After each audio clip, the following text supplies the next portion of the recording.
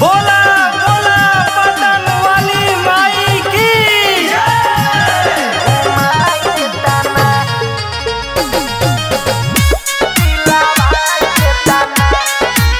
Music by Gaurav Roshan.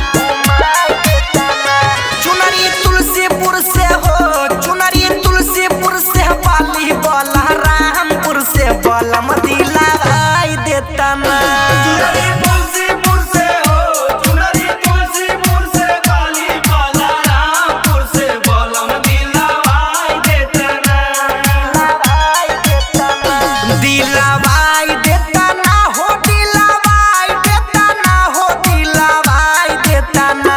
Patan देवी के दर्शनवा कराई देता ना, हमके पाटन नगरिया घुमाई देता ना। हमके पाटन नगरिया घुमाई देता ना, हमके पाटन नगरिया घुमाई देता ना। दिलवाई देता ना। बोला बोला पतन वाली माई की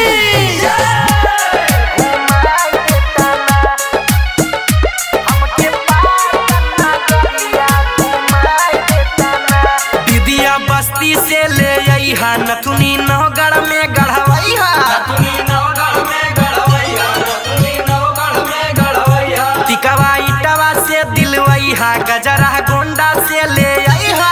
गजरा गोंडा से ले आइहा, गजरा गोंडा से ले आइहा। दीदिया बस्ती से ले अइहा नथुनी नौगढ़ में गढ़वैहा। टिकवा इटवा से दिलवैहा, गजरा गोंडा से ले अइहा। चूड़िया हथवा के हो, चूड़िया हथवा के बाला मुँह हमार हो, बढ़नी से दिलवाई देता ना।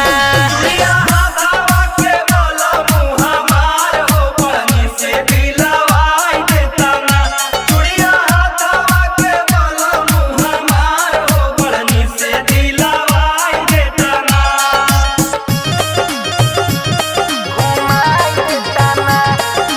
बोला बोला पतन वाली माई की